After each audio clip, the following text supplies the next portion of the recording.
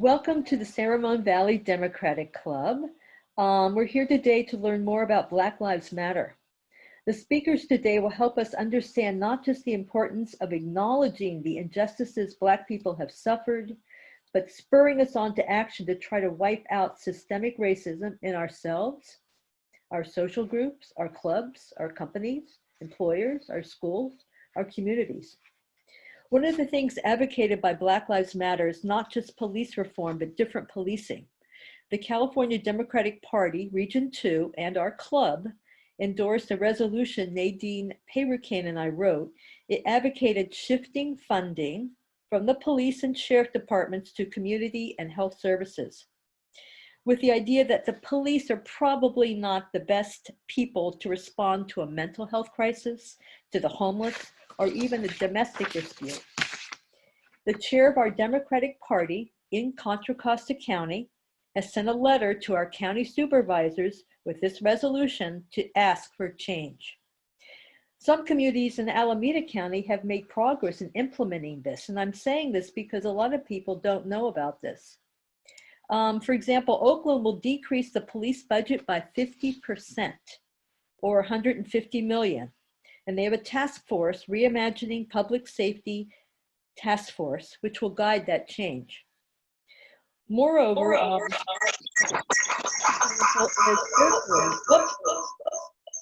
okay, somebody needs to be muted there. Sorry about that. Another example is Berkeley, which will shift 9.2 million from the police force and a pledged decrease of 72 million or 50% in the next 2 years. And I love this quote, said the mayor. Despite my being a longtime social justice advocate, it was this movement and this moment that forced me to recognize that we cannot rely on dated and expensive policing models to build the future of public safety. Closer to home, we responded to the dreadful murder of Miles Hall in Walnut Creek. Remember that? We added our names to the letter that was sent to our county supervisors advocating for change. In Danville, we live in a bubble. We need to hear about what is happening. Black lives have been impacted since slavery and Jim Crow, and the systemic racism continues. And it just doesn't occur in parts of the city with lower income. I read an editorial by a Black attorney in Oakland, who when driving his car is repeatedly stopped by police. He mentioned that even when he attended Harvard, wore his Harvard sweater, and was in a group of his friends talking on the Harvard campus, he was singled out by police who questioned the reason why he was there on the campus. I want to thank our speakers today for helping us. And our first speaker today is State Senator Nancy Skinner. Nancy, are you here and ready to go? Here. Okay, good. Nancy began her, well, she's a state senator. She represents cities such as Berkeley, Oakland, Richmond, and even San Leandro. She began her public service in Berkeley as the only UC Berkeley student ever elected to the Berkeley City Council. She served as an East Bay Regional Park Director, and she was elected to the California State Assembly in 2008 and served there through 2014. In 2016, she became a senator and she serves as the Senate Whip. She is chair of the Senate Public Safety Committee, and as budget chair of that committee, she oversaw the largest funding boost to childcare and preschool in over a decade. Senator Skinner last spoke to our club in April 2018, and we are happy to have her back and eager to hear about her legislation and especially the reforms for the police. Thank you, Nancy. Thank you, Brody. Thank you, everyone in the club. This is obviously very important, interesting, and I don't know what else to say, year for so many reasons, because of the upcoming election, because of the incredible outpouring of every age, every color, every class of people who are, I think, in much larger numbers than we've seen in decades, basically understanding that our criminal justice system and our police system, it is extremely racially biased and needs reform. And I think it's important to note that obviously it is not just those two systems that are.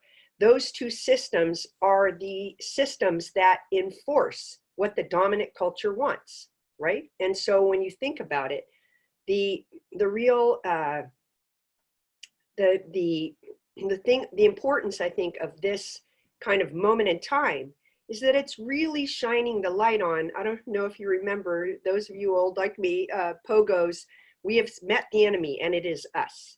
That it shined the light on the fact that these very deep-seated, but not necessarily consciously, upfront in our minds or our institutions' minds, this deep-seated systemic racism in every aspect of our culture and our institutions is then played out in effect by the entities that are responsible for either enforcing our laws or punishing and keeping order, right? So if order means, to be perfectly blunt, keeping Black people in their place, then in a way, all of those institutions are doing their job until we change it and say, no, we need it different. We want it different. We recognize that it's wrong. And I was just so heartened by watching, really, it's been a multiple number of years, and it's horrible that Black lives have had to die as a result of, in order for this increased spotlight. But I am so thankful that this spotlight it has not only increased, but is really bringing out, just such a multi-generational, multiracial response across the whole country. And I think that's wonderful. So now, bills. All right, so I'm chair of the Public Safety Policy Committee and the Public Safety Budget Committee, which means that all reforms about law enforcement, about our criminal justice system, all of them go through my committee. Yesterday, we had a marathon hearing. We heard 21 bills, assembly bills. Next week, we have another hearing. We have 22 or 23 bills. Now, I will mention first two important bills of mine, and then I will mention a few other members' bills that I think are very important to watch. I will not have time to tell you about all the incredible bills. There are many, many bills in the public, in this space, that are great. I'll just mention a few. All right, so the first bill I'll mention is SB 776. That's my bill.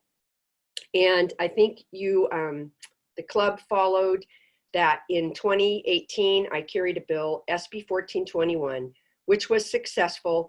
And it was amazing that it was, because look, it's rare.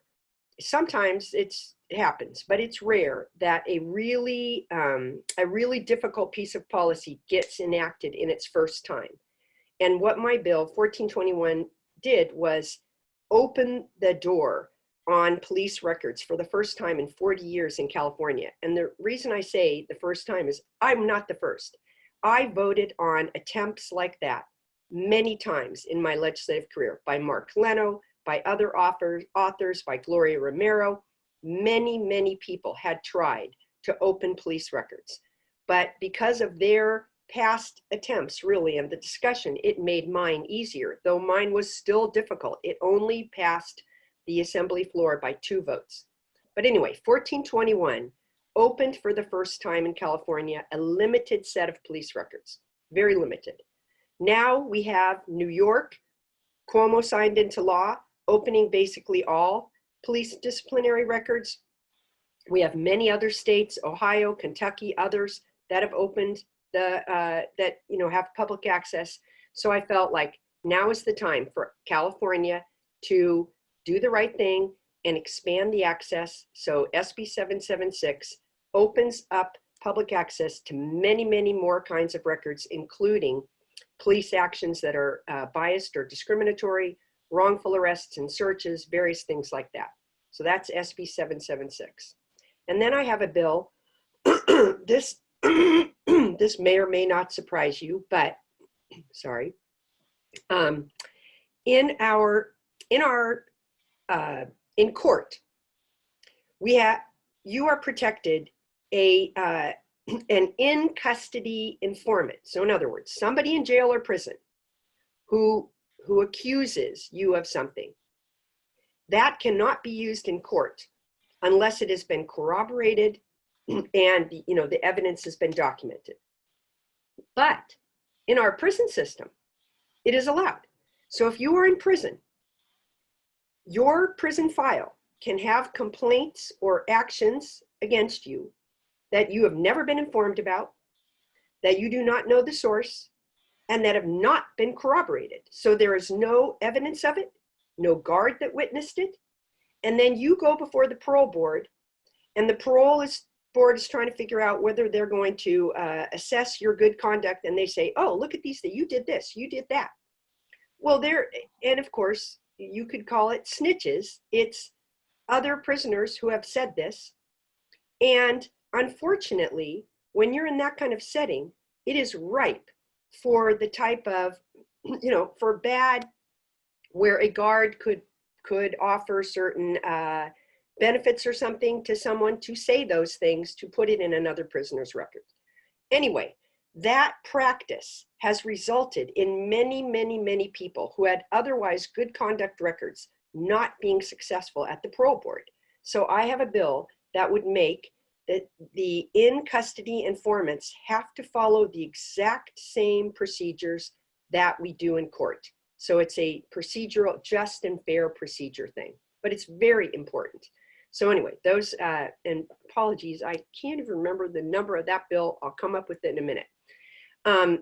Then, in addition to those bills, there is a very important bill by Senator Bradford. And his bill, and I'll give you the number, would, interesting, my staff did not put this on my list, I don't think. Let me see. It is a bill that would have an officer be decertified, a law enforcement officer who is convicted of a crime. Right now in California, you can be convicted of a crime and you retain your peace officer status. So Mr. Bradford's bill is to decertify, and it'll be very difficult to get through. The law enforcement, many of the organizations are opposed to it, but it's a very, very important law. So those are two. Then a third one is Assemblymember McCarty, Kevin McCarty's bill, where he would require, and this is AB 1506, he would require the Attorney General's office to investigate police deaths, deaths at the hands of a police officer. So you may have observed that the city of San Leandro, for example, asked our Attorney General, Javier Becerra, to investigate the shooting at Walmart. Additionally, Vallejo asked our Attorney General to investigate the shooting of the young man at Target. In both cases, the AG decided no. And of course, the jurisdictions asked for that investigation because they felt that their own agency may not do a fair investigation and they wanted an external. But anyway, so this law would require our Attorney General's office to do those investigations. So that's also a very important law. There's a number of other good police reform bills. I'm going to stop there and let you ask me, and because I don't want to run out of my time. Thank you. Does anyone have any questions or comments? If so, you can raise your hand in the participants box down below. Let me see.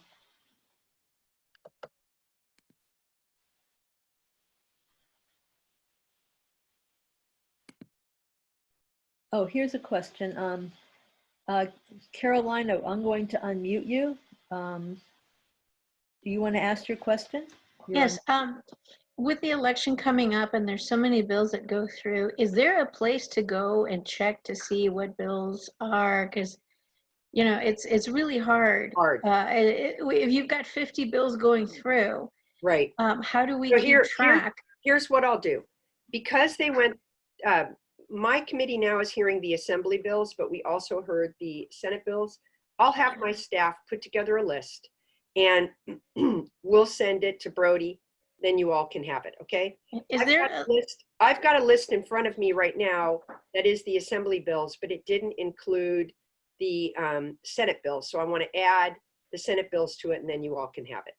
okay, is there a link somewhere on a website where we could access that information on a Well, regular it's not basis? there, so you can look at the my public safety committee, but so for example, the Senate Public Safety Committee will have on its website what the hearing we just did and the bills that we just heard, and it will have the notice for the bills that we'll hear next week. But those are only assembly bills right now. So you can also go to the Black Caucus website and you'll see the reform bills that the Black Caucus has introduced. But they don't include, for example, Assemblymember Bonta's bill, which we heard yesterday, which would allow, not allow, it would require the jails, the county jails, to treat pregnant women very differently. It would eliminate their ability to shackle a pregnant woman when she is in labor, which they do now. So it's a very good bill. It passed my committee. But anyway, what I can do is just send to Brody the list of bills, and then she can get it out to the club. I would be glad to do that. Normally I go to Ledge Info, but is that a good place to go? Well, Ledge Info is a great place, but how are you going to search them? Because they all have such different titles.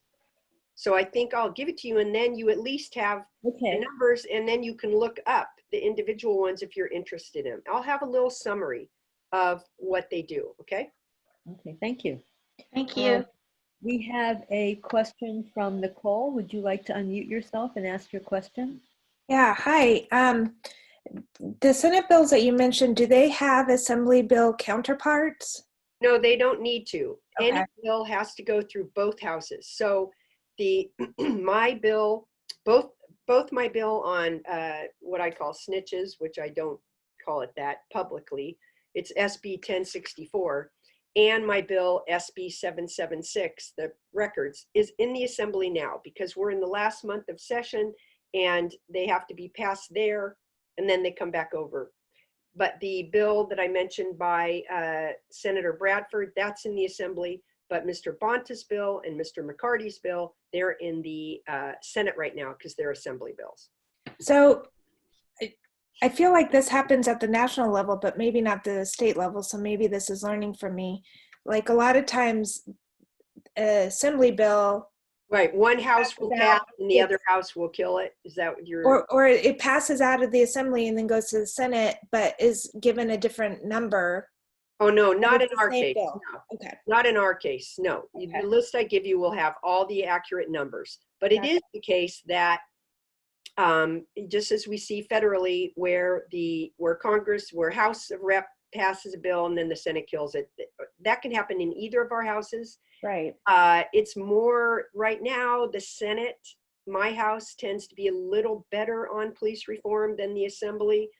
But this year, I'm hoping that they will have a lot of success. But there's one other thing to note. Most all of these bills, excuse me, have to go through the Appropriations Committee. And because of the budget deficit, some of them may get eliminated just because of cost. And I can't predict which ones, but go ahead. Thank you. Ellis Goldberg, do you have a question?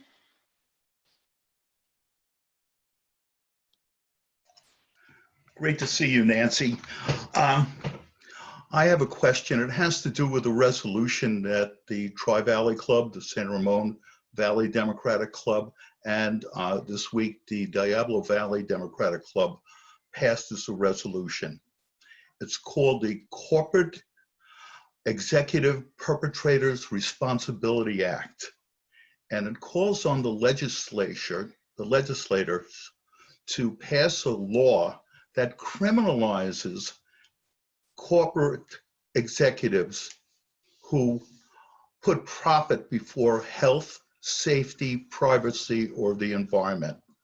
It turns out that it's very critical right now with us trying to open the economy, where we're depending upon employers to make decisions that will leave their customers and their employees safe from the virus when they're opening. As you know, Mitch McConnell is trying to pass a law that says, don't worry about it, don't sweat it, we're going to indemnify you. This is exactly the opposite.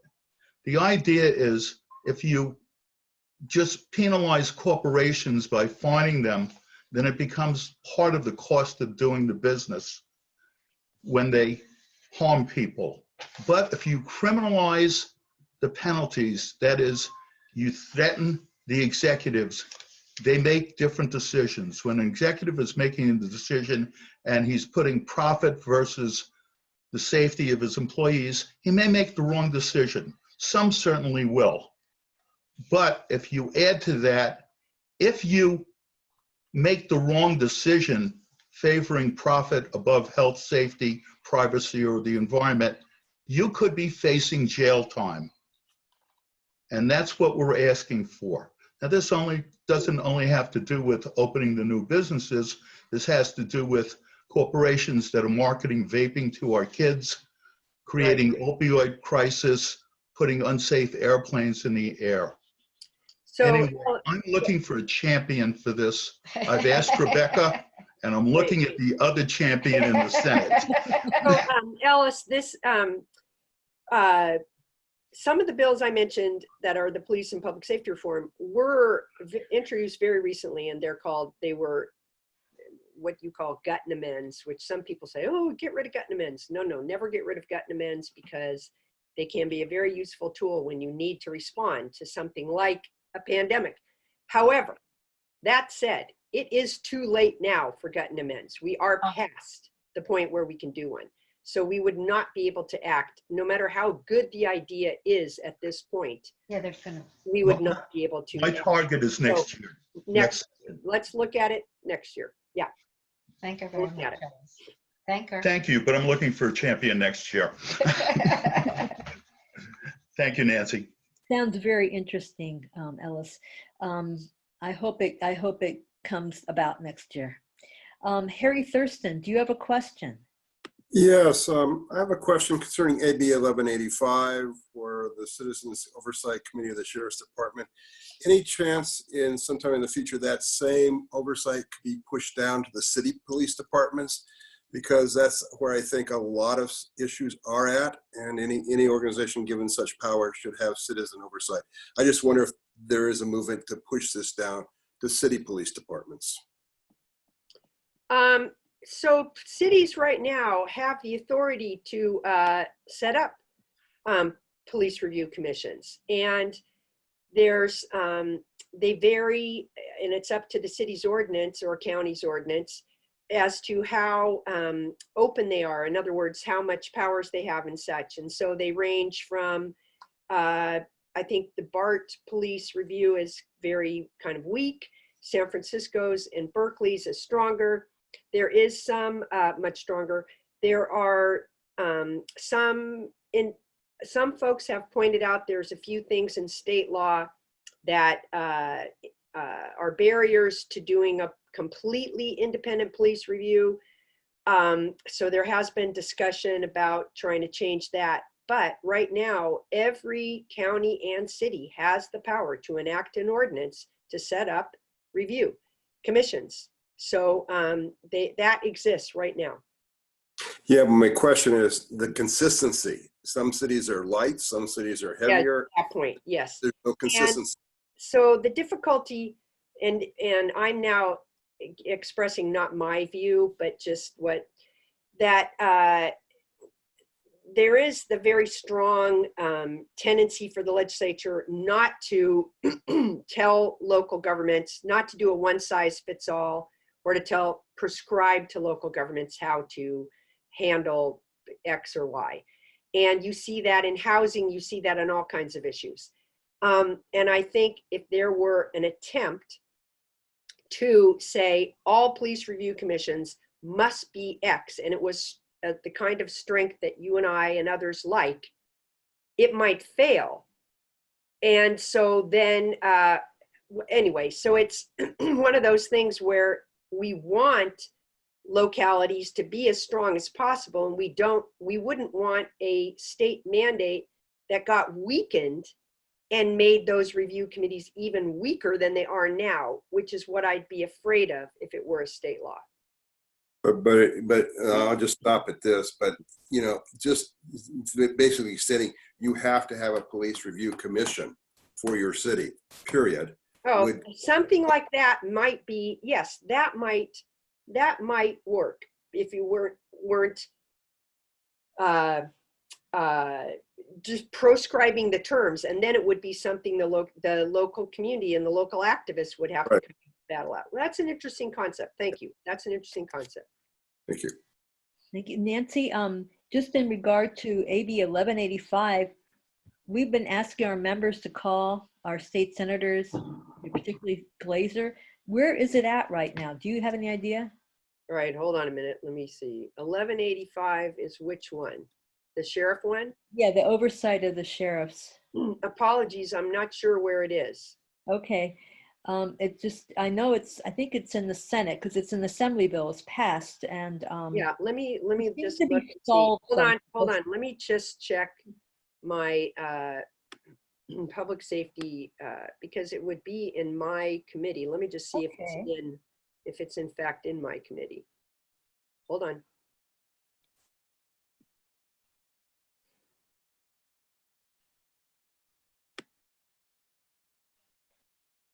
And I'm sure as members, you all know about 1185 that would provide at the state level, the state would say all counties have to have oversight of their sheriffs.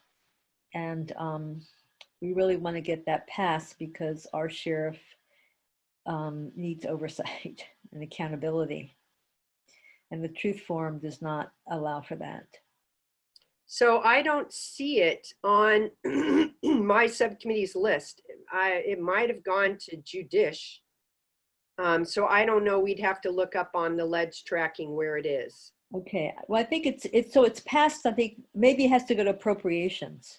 Well, no, if it were an assembly bill and it's in the Senate House, it has to be heard by a Senate committee first. Oh, okay. Well, I think it has passed the judiciary. Well, anyway, we'll have to just look up on the ledge. Okay. Thank you. I'll have to Right. keep us updated on that. Carla May, you have a question in chat. Would you like to unmute yourself and please ask it? Yes.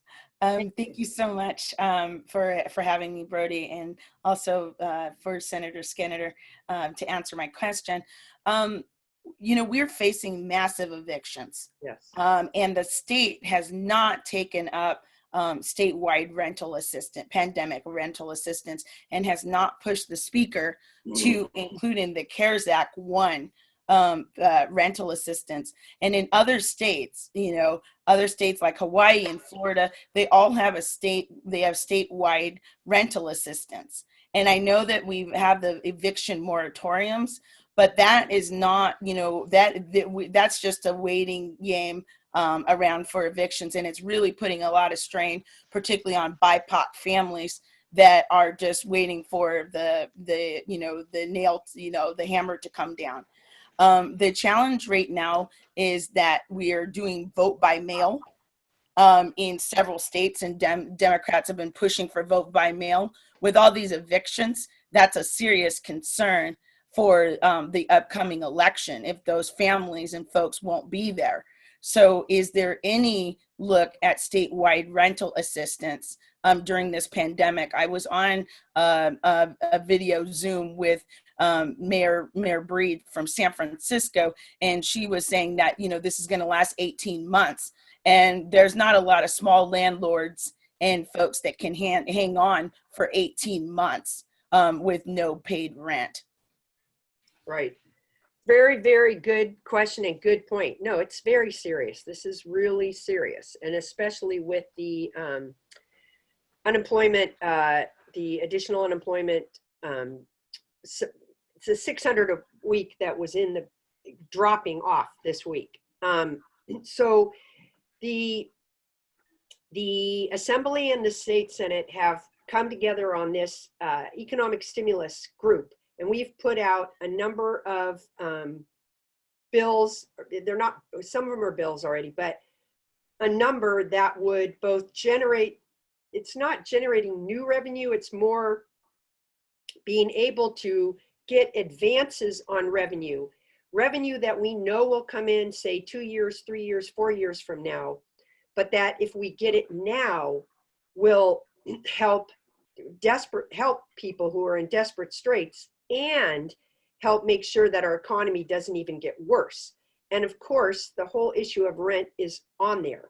And there's different ways that it's been structured. One was structured to have the basically the landlord be able to get tax credits so they could relieve the tenant of a certain amount of the rental obligations. And another one was constructed to be able to give tenants rental assistance. So we're looking at both. And fortunately, often not, you know, houses, meaning the Senate and Assembly will have 2 different packages and then they have to fight between. We came together and we have one package.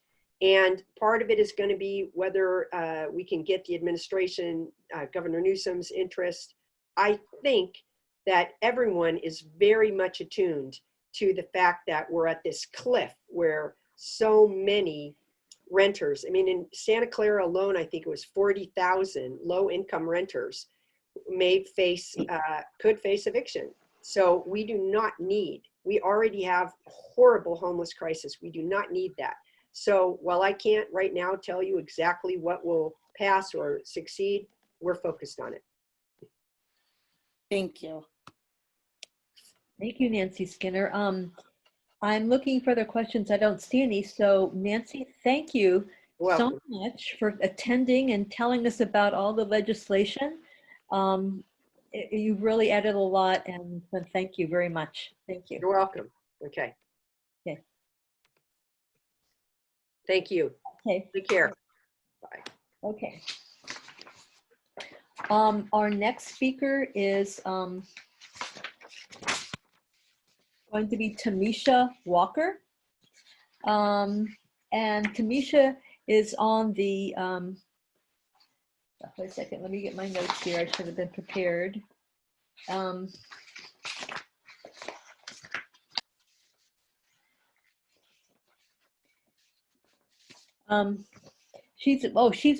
know Tamisha because she's attended a lot of the Public Protection Committee meetings. And she is, from that came the Racial Justice Oversight Committee of the county. And she's the director of the county's Racial Justice Oversight Committee. She is also part of Contra Costa County's Racial Justice Coalition. She's also the director of Safe Return Project in Richmond, helping those released from prison to enter society again. And another thing on that county's Racial Justice Oversight body, it has a lot of other different community members, including our district attorney, Dinah Becton. And she's here today to share about Black Lives Matter. Tamisha, we're glad you're here. Thank you. Good morning, everyone. Thank you for having me this morning. Beautiful Saturday morning. My name is Tamisha Torres Walker. I am the executive director of the Safe Return Project, yes, whose mission is to end mass incarceration and mass criminalization of Black people and other POC communities impacted by criminalization, and to re-enfranchise those communities and individuals as well. And I do sit on the Juvenile Justice Coordinating Council for juvenile justice in the county. And I also was on the Racial Justice Task Force, and now I'm on the Racial Justice the oversight body for racial justice in the county. I wish I was the director of the Racial Justice Oversight body in the county, because things would look a lot different by now, but I am not. I'm just a member that was placed on the count, that was appointed to that body. One, because I'm a big advocate for racial equity and the liberation of Black folks, but also I'm an Antioch resident. And so a lot of people of color from Antioch and East County, especially Black folks, aren't aware of like those bodies and how to apply and how to get appointed and how to represent Black people and other POC communities equitably. So I think that like if I was the director of the oversight body, I would definitely make that space more accessible to Black people and other POC communities, especially folks on the front line and who are directly impacted by criminalization. And I'm also a member of the Contra Costa Racial Justice Coalition, our organization Safe Return, as well as ACE, which is a tenants' rights organization, co-anchors that body of work and have been for maybe the last 5 or 6 years around fighting the sheriff and also talking about racial equity. Had a hand in supporting the election for our new DA and things like that. So I think the topic of Black Lives Matter, so we've been doing this series as an organization, and it's called Black Hurt Matters. And it's really not just, so Black people aren't a monolith, right? And so the reason why we say all Black lives matter, right? That's trans lives, right? That is LGBTQI,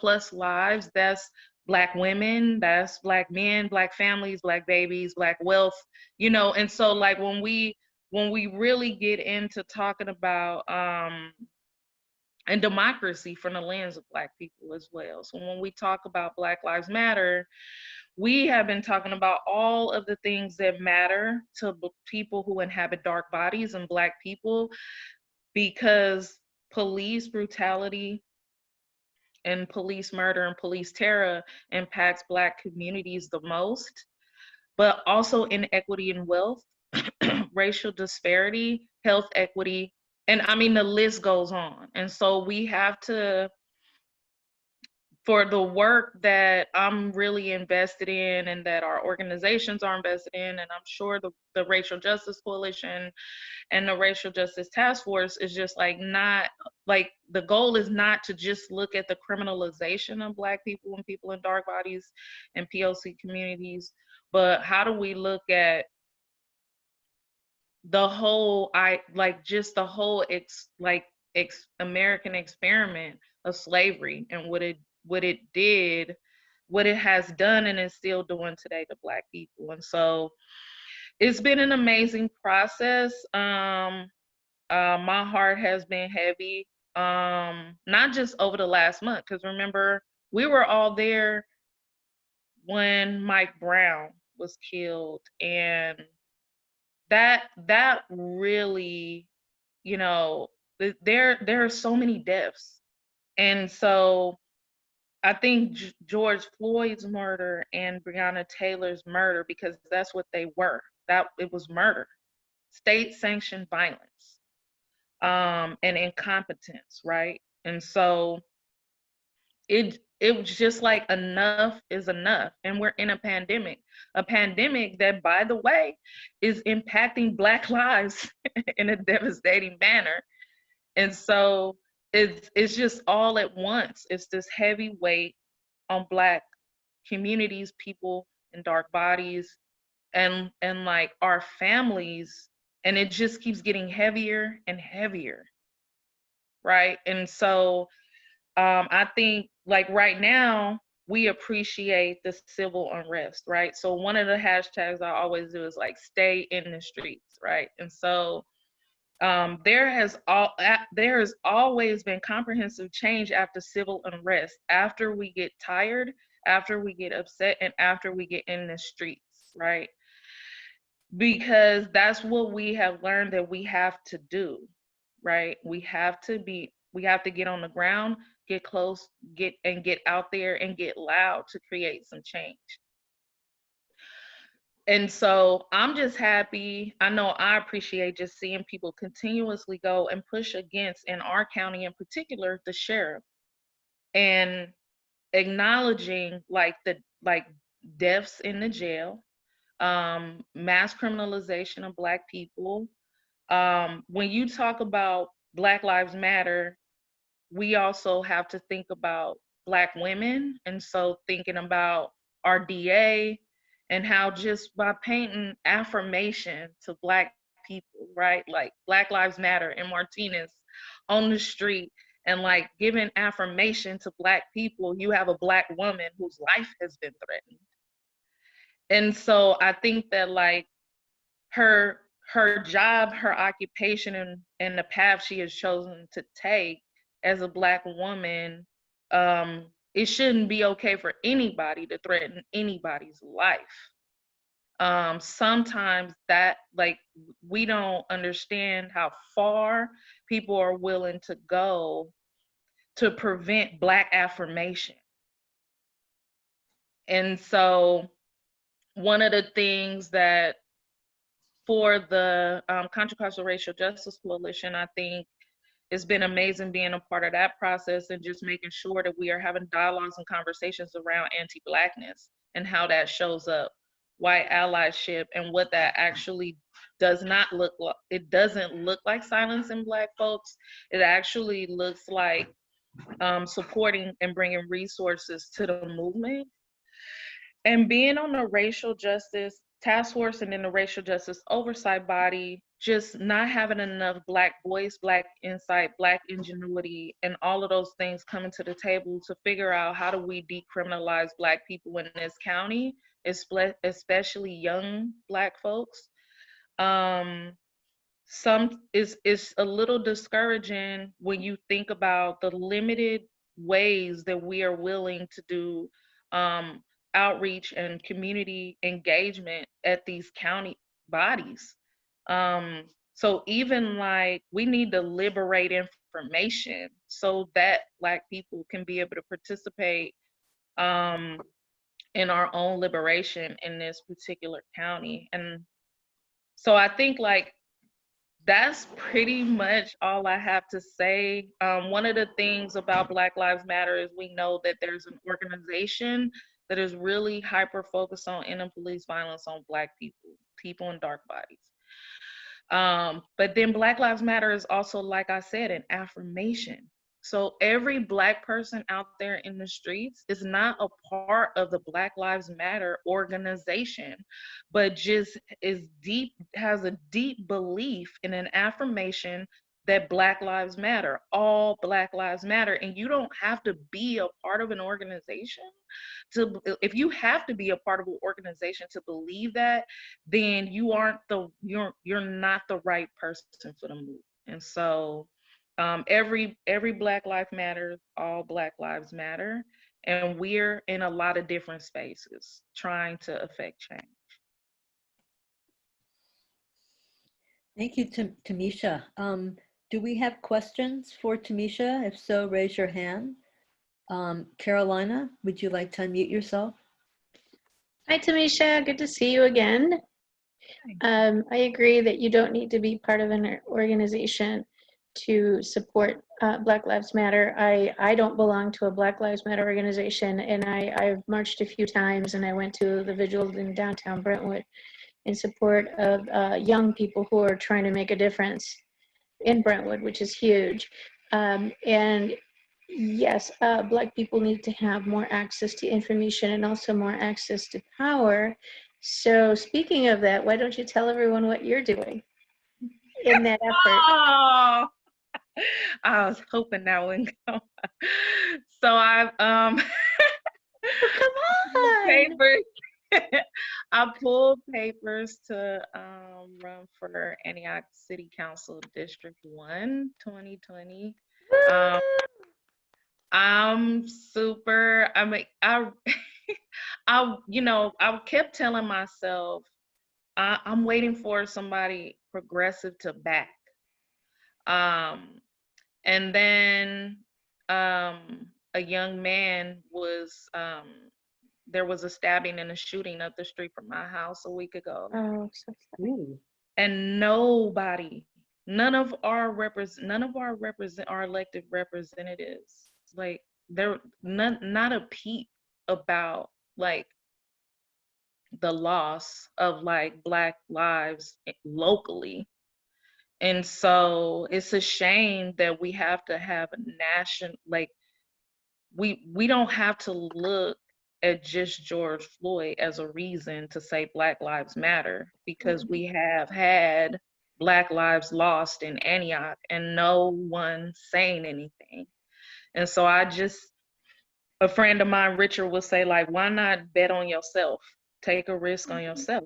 And so when that happened and nothing was said, I decided to go pull papers the next week, and I did. And so I'm super excited. I have 30 signatures to qualify, and I'm going to my official filing next week, and I'm really excited to see what it looks like and feels like to participate fully in democracy and my own rescue and the rescue of other Black folks, especially in Antioch. That's great, Tamisha. We have a question from PJ Shelton. Would you like to unmute yourself and ask it? Thank you. Tamisha, thank you for all of the wonderful work that you're doing already. If you hadn't said that you had just went to pull papers to run, I had written down that you were already on the town council. So congratulations on that. I'm going to read what I wrote in the chat box. I said, I'm looking at Black Lives Matters from the lens of an educator. I'm in education now after working for over 20 years in private sector, as well as a citizen of my community. Are there any organized county organizations that are focused on our Black youth and listening and hearing their voices? Because I have not found any. No. I mean, it's been even like in East County, I would say like West Contra Costa. Yeah, it is. Not countywide. Okay. So in Richmond Revolution has sprung up, and it's a table of young Black folks from Richmond who went off to college, and like like some of them have been home, but they've been keeping their heads down and just like working as educators and in other fields and not really like being involved in organizing. And some young people, as we all know, due to COVID-19 and the current pandemic, are home from school now. So all the activism they were doing on their school campuses, they have now brought home. And those young folks have erected an organization called Richmond Revolution. They're a group of amazing young Black folks. We have been working on getting police out of schools for a long time. But then these young people just like after the murder of George Floyd, and they're home and they're upset, and they just started organizing, and we were able to like get the police out of West Contra Costa schools. They advocated for our current police chief, Bisa French, to not be interim, but to actually be the chief. Although they're an abolitionist group of young Black folks, they definitely believe that there's a process to addressing police misconduct. And they have been doing a town hall every week with young people of color, especially Black folks, talking about education, schools, policing. They're getting involved more with the city council and developing a defund Richmond Police task force.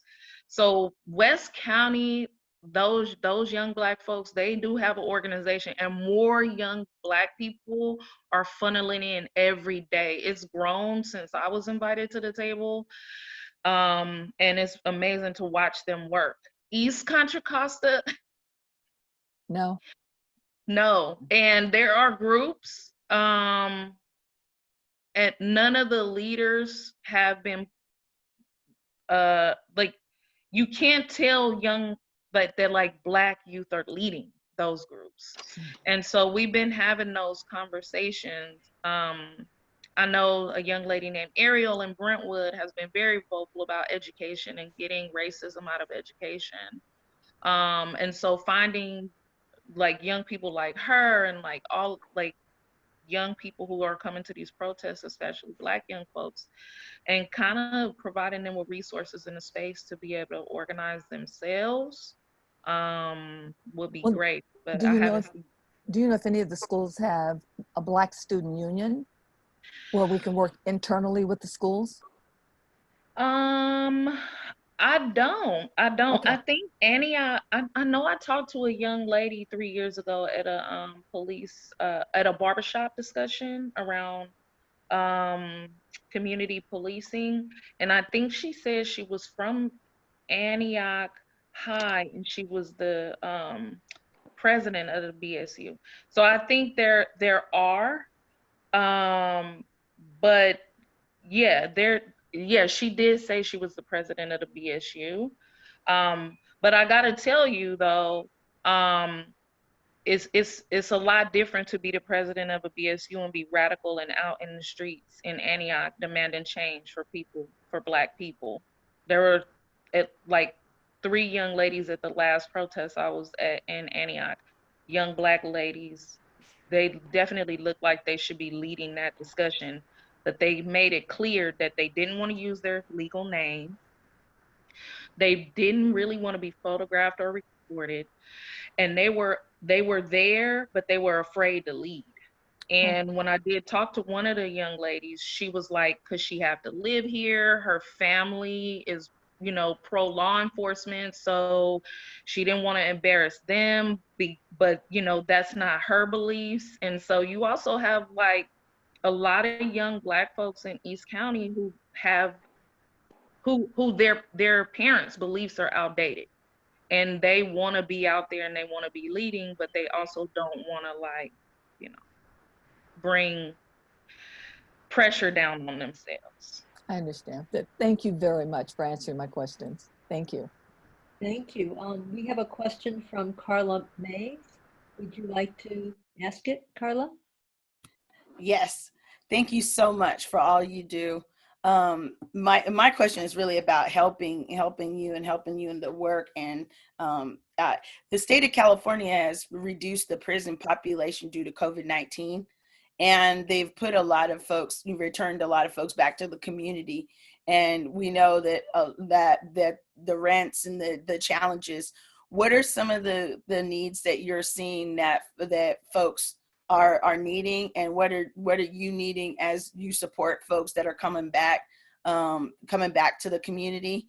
And is the state of California providing any support to these folks as they return them to the community, like where they've just kind of opened up the jails, but these folks need support, they need housing, they need PPE, gloves and masks and things of that nature, as well as, food and just, everything. Yeah, I think you just ran down the list of needs. Sometimes we just already know, right? I think what surprised me about that move is that this is something that people have been fighting for years, right? To like get people out of that system. And it took a global pandemic, right? To just like open the doors and let people go. And in our movement spaces, we're like, they could have done that already. That is so much that we were always told wasn't possible that has now all of a sudden become possible. And because there was no plan to free people from bondage in the first place, no community is fully prepared. And so that's a big challenge. I know in Contra Costa, we started to immediately, Jess Gillette, who was the former director of Lift Up Contra Costa, and myself immediately started to talk to service providers who were providing services across the county to say, hey, what is services gonna look like during this current pandemic with all these folks coming home now? And I think it was very hard to gauge because most of the reentry service providers anyway kind of close their doors. That's right. And so part of the problem is that, yeah, you're right. Housing placement, like I'm constantly getting phone calls from people being released, but we don't have housing for people, like unhoused folks already. And then you have all of these folks coming home. The person in the best scenario is coming home to a family. And they're getting tested. And there's some kind of way for them to quarantine to make sure that they are like safe to go home with their families, and then to have like the resources to figure out their next steps should happen pre-release. So a pre-release plan is important, and then like post-release, some direct connections, even if virtually, to start to get some kind of benefits started, some health care enrollment, and things like that. That's the best case scenario. That's somebody coming to somewhere to go. I've been getting calls from women who are being released with nowhere to go. And they're being released to Contra Costa County with nowhere to go. And so folks are asking me, like, are there programs for women women impacted by incarceration in Contra Costa, transitional housing, things like the Time for Change Foundation, which started in LA and is in Hayward, which they scouted Contra Costa because they wanted to bring those services for women with children, especially directly impacted women. They wouldn't come here. They decided not to set up shop here because it wasn't enough resources for directly impacted women. And so that's the biggest problem that I have been challenged with, is having to like say, check Solano County, check San Francisco, check with Alameda, because there's nowhere for a single adult woman with no children being released from prison right now, probably after 30 years sometimes. Wow. To go. Is there anything that you're seeing from the, like from the states, the state legislature that's addressing this, or that we can, or what you think we should be like, addressing with the legislature and the governor about this? Currently, not anything I'm excited about. I mean, the closure of DJJ is a really important move for young people, to release young people from youth prisons in California. And our communities aren't prepared. The only thing we know how to do is incarcerate and criminalize. And so even here, we're talking about, well, the state institutions are closing. What about a regional institution? So the state is going to stop incarcerating young folks, and we're going to start. And so I think there's nothing I see that I'm really excited about for women impacted by criminalization, women and young girls at the state level, as far as like trauma-informed resources, housing, mental health services, all those things, nothing. And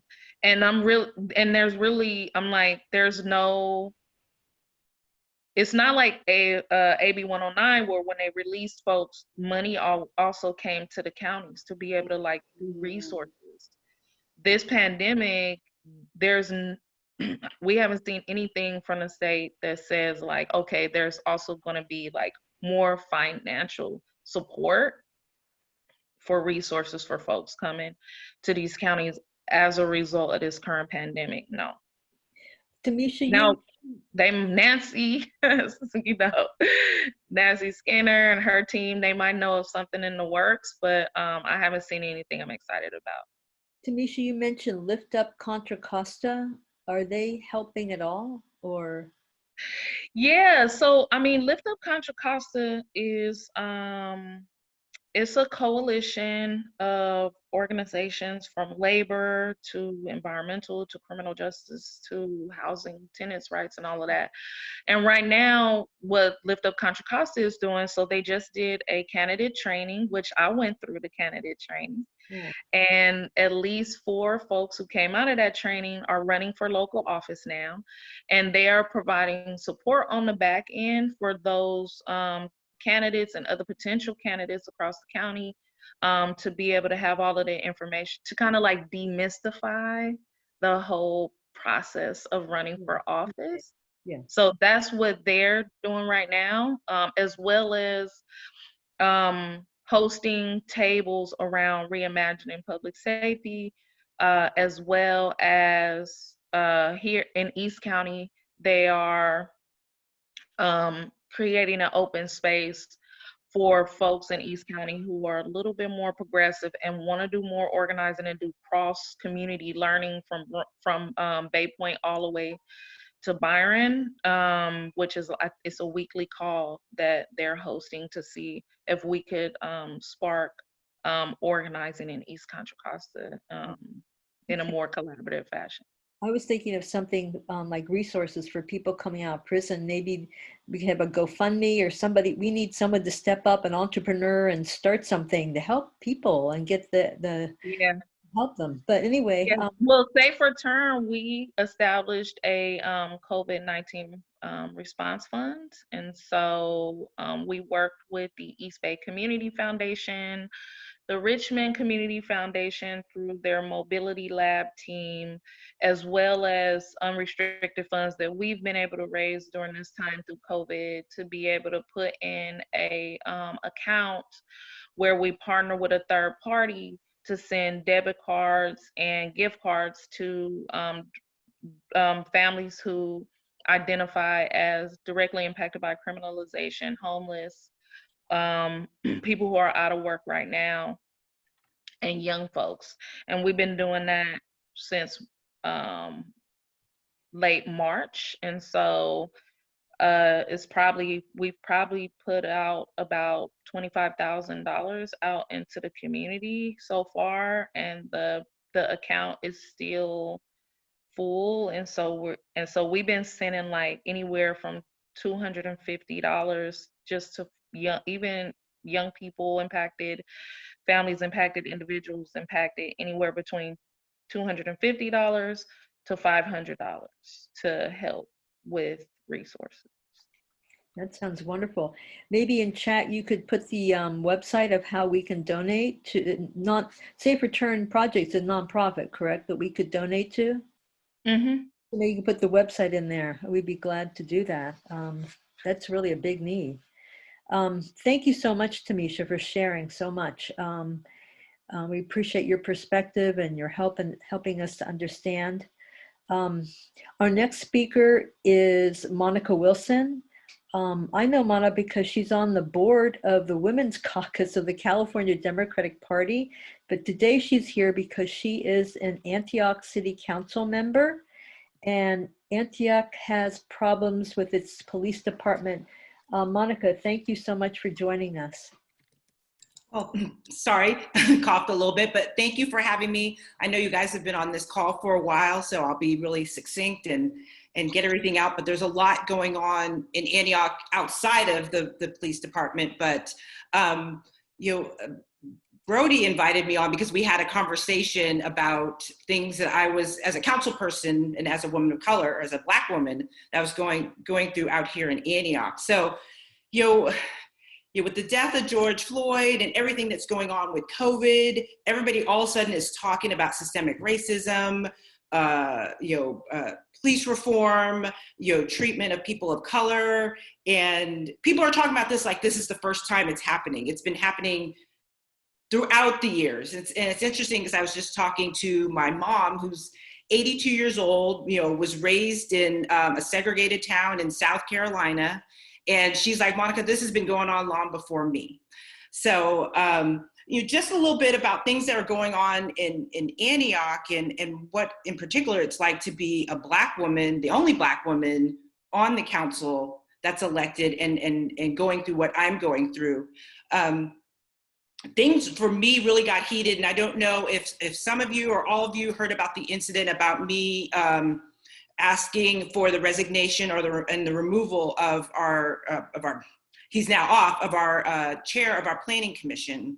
So those of you who are not familiar, this gentleman had put a post on Facebook in regards to COVID and who should live and who we should just let go of. He compared human life to trees, as to we should just let burn off the dregs of society. He said the elderly, the disabled, the people that had medical issues to make society strong, and then used the example of Sweden is doing so well. As we know, Sweden is not doing very well. So I actually did not see the post firsthand. It was sent to me by somebody else that lived elsewhere in the Bay Area. And so, I saw this and it was really shocking, and went through the weekend of having my emotions about, how is somebody who is representing the city on our planning commission, and this is somebody who potentially, if somebody wants to come and be, develop in our city, bring business to our city, bring jobs to our city, what are they going to think? So I asked for asked for his resignation and his removal, and asked the mayor. The mayor kind of drug his feet a little bit, but then did bring it back to council, which we removed him. But afterwards, although I did get a lot of letters of support, there were quite a few people that said, I didn't know my place. How dare you? You don't know your place. Why would you do that to him? You have now ruined this man's life. He was just joking. And I had to stop, and kind of think to myself, I'm like, where are these people? I didn't force him to put something on Facebook. I didn't force him to do any of that. But then I had to stop and think, I'm like, had I been a Caucasian male had done the same thing, would I have been getting such hate mail? So, having to go through that, and, I have to applaud the Alameda County Central Committee, because they came out in full force and submitted comments to our city council meetings, sent me letters of support. I have to, that whole group really kind of came about and stepped up and stood up for us. So I really have to, if anybody from Alameda County Central Committee is on this call, I have to applaud you for all the help that you guys came out for that. But I just saw Ellis do that. I'm sorry, Sharon wave. But this was really the beginning of things that started really, really happening directly to me as a councilwoman. I mean, it started, with that, and then, Councilmember Thorpe brought back to our city council an ad hoc in regards to systemic racism and police reform. And it was interesting how quickly that topic was turned from systemic racism to here are the two Black council members doing this for political gain. And so we found ourselves trying to justify saying, hey, we need this ad hoc to start having the proper conversations and making sure the right people are at the table and making sure it's facilitated by somebody that is familiar in social justice and familiar with police reform. And it got shut down in a 3-2, as most of you know, in a 3-2 vote that went down race lines. And the hate email I got from that is, you're just doing this to further your political gain. No, I'm doing this to say, hey, we're having issues going on here. But the interesting thing that kept coming up, a comment that just kept coming up in these council meetings, where people were saying, we don't like what happened to George Floyd, and we know it goes on everywhere else, but it doesn't happen here. Oh no, it doesn't happen in our own city. And having to constantly remind people, I'm like, you need to see life through my lens. You need to see life through a person of color, a Black woman, a Black man, or whoever. You need to see life through, just because you think life is hunky-dory from your side, this person over here is struggling. So it's just really trying to get that conversation started and getting the pushback that we're getting. And, and I have to remind people, it's a difficult conversation. I get it's a difficult conversation, but it's a conversation that needs to be had. And many people think this is just gonna blow over and they're gonna stop talking about it. I said, this is why people are so mad, because incidents like George Floyd and Rodney King and Emmett Till, they keep happening and happening and happening, and then we're right back in the same spot. And now we're at the point of enough is enough. And I know as a council person, and it's something, you know, in my first term in council, I was really guilty of as council people, and you can check all your city councils across the state. We all are about changing and creating policy, but a lot of times we get all nervous when it's policy around law enforcement and the police department. We kind of get really shaky and go, we don't, that's no man's land.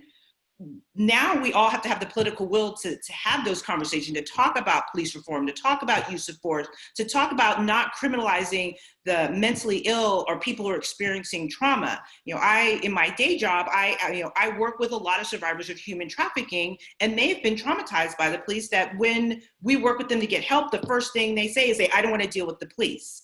So obviously we really need to think about when, you know, majorities of the call that come into 911 or come into the police department can be handled either by mental health experts, psychiatrists, people that have been advocating for sexual violence against women, human trafficking. There are better people to handle that than our police department. There are things, yes, our law enforcement definitely needs to handle, life and death situations, but that's something I really think we really need to rethink. A few weeks ago, I wrote an article on medium.com about stop criminalizing our mentally ill or people who've experienced trauma. And I talked about a program called Cahoots out of Eugene, Oregon, and trying to push that, and having difficulty here, but glad to hear in the city of Vallejo, council member Hakeem Brown has managed to get that going in his city. So I say all that to say,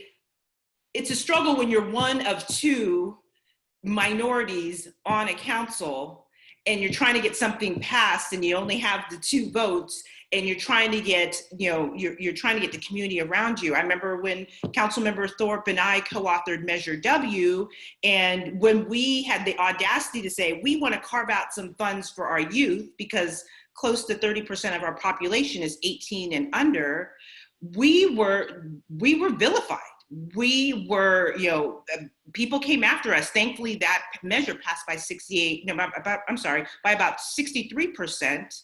But then when it came time to the budget, and we were talking about that line item, where that money was going to go, police chief came all decked out in his uniform. The whole Police Officers Association was there. The Explorer program was there. Every retired cop on the planet was there. And they were, you know, we had to take our shots during that meeting. We fought hard. We got that slice of pie, but we had to fight really, really hard and have people just throw daggers at us.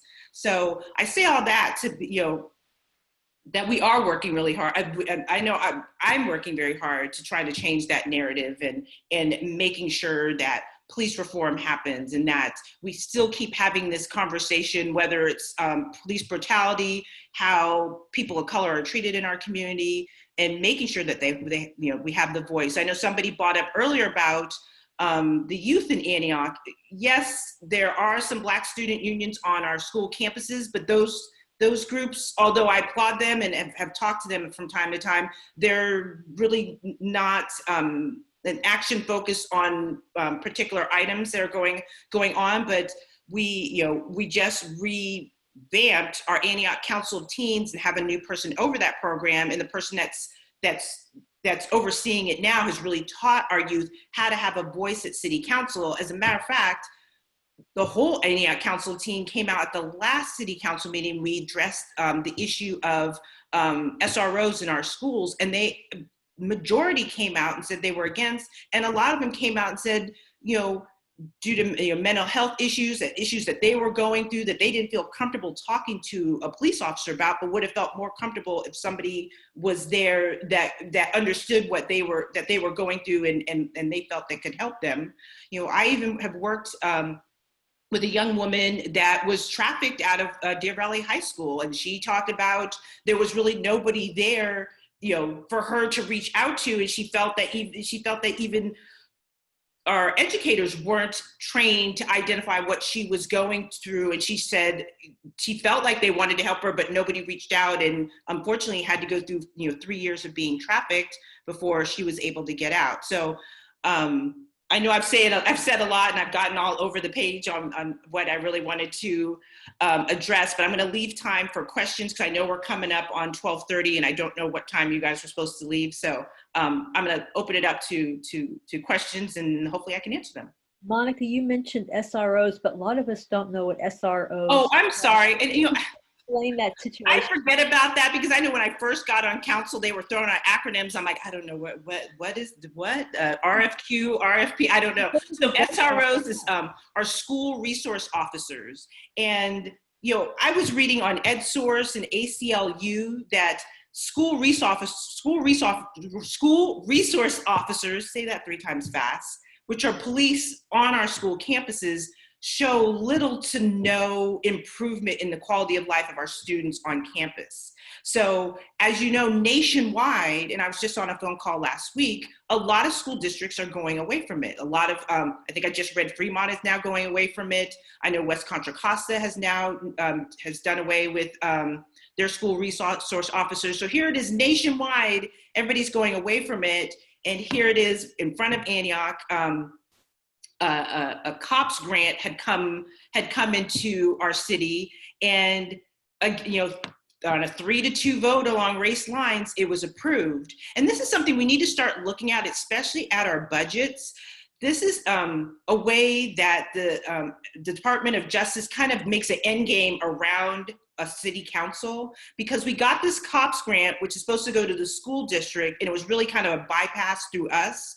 And one of the arguments outside of we really didn't need to have these resource officers, I had said is I find it kind of odd that it came to us before it went to the school district, and yet the superintendent of schools had said, if the council doesn't vote yes, I'm not going to bring this in front of my board, and it kind of made a threat. So I'm like, the whole process was done kind of like this kind of a duck and dip to get around the city council.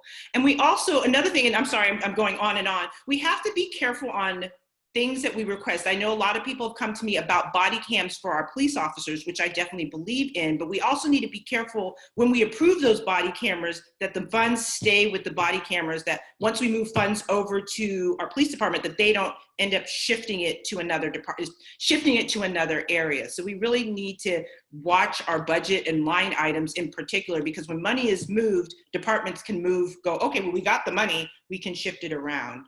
So I know I went on for an extra couple of minutes, so I'll leave some room for questions. That speaks to the idea of having an oversight of the police department. I'm sure your council probably doesn't have that, but that's probably needed. And you just that did come when we were talking about the ad hoc committee. That also came into the we discussed that as well, and again along race lines to a 3-2 vote against. But hopefully that's something, and I have to thank Harry, who's been a big advocate of that and has been pushing council on getting that. Hoping we can push that through, again, getting an oversight committee. Oh, great. I know there was a time when you had a police officer on Antioch who had been ousted from the San Francisco police for misconduct, but Antioch took them up as a police officer. Was that hard to get him out, or what happened? Well, here's the problem going back. So I'm going to address that. I'm going to talk about police reform, and that why on police reform, one of the things we want to really argue, what we're really arguing for, is hiring practices and the oversight of those hiring practices that prevents us to bring anybody or transfer any officer from another city that is going through either a process or being investigated, because Officer Malone, who you're referring to, came through and his process was not over with. This has been passed to the mayor and our police chief and our city manager, and we have still been asking for where we are in this investigation.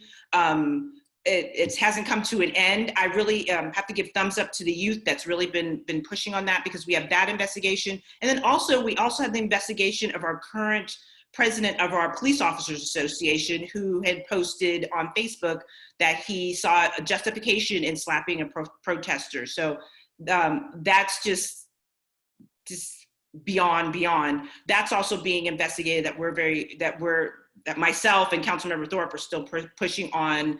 We need action on both these investigations. So when it goes to investigation, you mean by the city council, and who handles that? How does that work? That is dealt, we have this, oh, I forgot the name of it. It's like an outside counsel that, it's an outside counsel and review board, and our city attorney are the ones that go through that process. I did speak to our city attorney last week, who said that it's still in process back and forth, which basically to me sounds like, okay, I'm just gonna tell you something so you'll leave me alone for like a day or two, because I know 2 days later you're gonna come back again asking that question. But I'm asking, I'm encouraging your community to keep pushing on that, and also remember that this is going on. We don't want people to forget about this. So this is still an ongoing thing that we're fighting.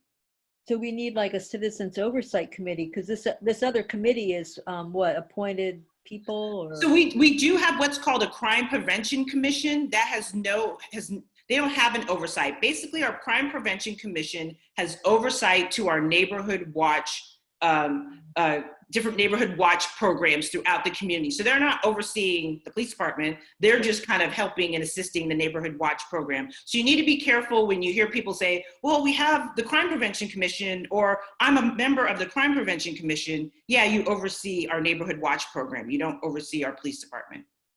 Mm-hmm. Well, I know that vote on the SROs, but that was just a few nights ago, wasn't it? And it was you and Lamar Thorpe against the other council members. So, yeah. Do we have any other questions? I've never looked here. They're probably like, who retired? Should she stop? Would she stop talking? Well, no, I mean, it's really important that we're hearing about all these things at Antioch. We had no idea this was all happening. Mm-hmm. And it really shows that we need a lot of reform and shifting the funds from the police to county services. That and support, East County, a lot of times people forget about us, or especially at election time, everybody helps in Central County, and some of it will go to West, and then we might get 1 or 2 people that will come out in East County, and we're like, hey, we're trying to make these changes on our boards, on our school board and our councils out here. We need help as well, trying to get the support, like I said earlier, Alameda County stepped up and really, their central committee really stepped up and submitted comments, and were very supportive when we were going through the removal of the planning commissioner chair, but didn't really hear from Contra Costa. So just really making sure, I understand we need to support many races, but make sure that, hey, we're not leaving out East County, or we're not leaving out West County, so that we're covering, all of our cities throughout Contra Costa. I do see some hands up. Harry Thurston, do you have a question?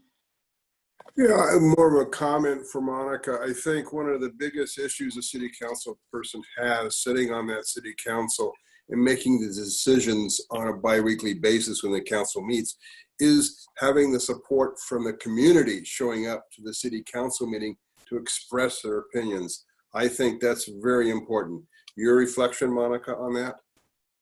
Yeah, I mean, it is important because somebody will say, hey, the council didn't come out for this, or how come you didn't? And I'll be honest, I don't know what I don't know. So and I always encourage the groups I communicate with, like, hey, let me know what's going on so I know I can help, because if you keep it in a silo, then of course I'm not going to know what's going on. So that's why I encourage people to come to council meetings, reach out to council members. Our emails are on the website. I will leave, I can leave my email here as well, and how I can be contacted. Let us know what's going on so we can, come and support that. I don't see Shagufa Khan on here. And could you tell about some of the events you've had at Antioch? Because apparently there's some activity there. There's a lot of activity. I wish Shagufa was here, because that's really her, her thing that she's working on. And it's, Shagufa, and there's multiple groups of youth throughout Antioch, and they're from Pittsburgh, Antioch, Brentwood, that are doing multiple things. They've held multiple protests. They did the drive-by to, council members' homes. They're making sure their voices are heard. They're pushing out, information to the press. And I'm doing Shagufa a lot of injustice, and I know they have some events coming up this week, I believe. I'm not 100% sure, but I think I saw some more groups, more events that her and her group are working on as well. Oh, so they have where they caravan to the council members' homes. I know they do that at the supervisor level.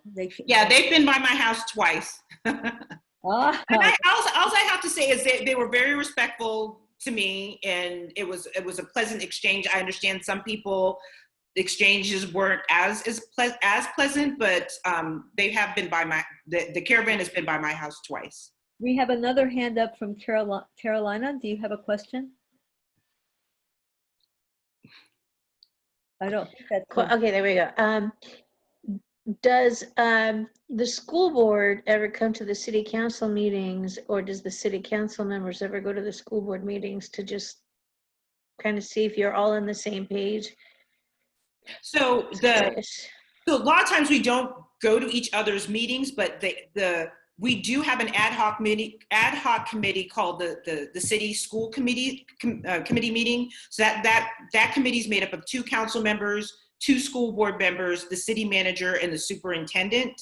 And I've been a little disappointed in that group because they were meeting a lot in the beginning and it kind of fell off. And so, for example, with the school resource officers, we had asked, well, what did the committee say about this? And like, we didn't talk about it. I'm like, well, that's the purpose of your committee. So the group can sit down and have this conversation. So there is a committee. It's not, as I've soon found out, they weren't meeting as regularly as they should. And the interesting thing is the 4 members of that committee were very vocal in establishing that committee. So I'm like, we gave you a committee, and what are you doing? Well, thank you, Monica. I don't see any other questions. And so we've just really enjoyed having you talk and tell us what's happening.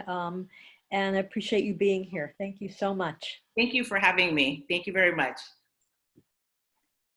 And everyone, I'm glad you were able to show up at our meeting, and I look forward to seeing you next time. And make sure you read my emails, because even though we haven't touched on it, there's an election coming up, and there's many things you can do to get out the vote and to get people in the and to make sure we take back the Senate. So thank you so much for joining me. If you have any questions, you can email me.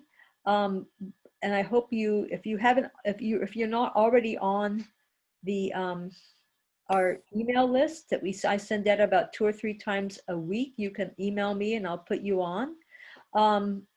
So anyway, thank you so much for being here. Bye, Brody. Thank you, Brody. Thank you. Oh, nice picture. Thanks a lot. Great picture, Alice. Good luck with your run, PJ. Thank you so much. I appreciate that. Thank you. Thanks, Brody. Thank you. Okay, Brody, I was ready to help out, but you caught every single one of them. Yeah, it worked out okay. We didn't have too many questions, so I was able to handle it. But thank you for helping, for being there. Sure thing. PJ, please call me. I put my phone number in the chat. Who are you talking to, Ellis? PJ. Oh, PJ, yes. I don't think she's here anymore, but she's, I can give you her phone number. Oh, okay. Yeah. Do that offline. Yes. Okay. Okay, thank you all. I'm going to end the meeting now. Thank you very much.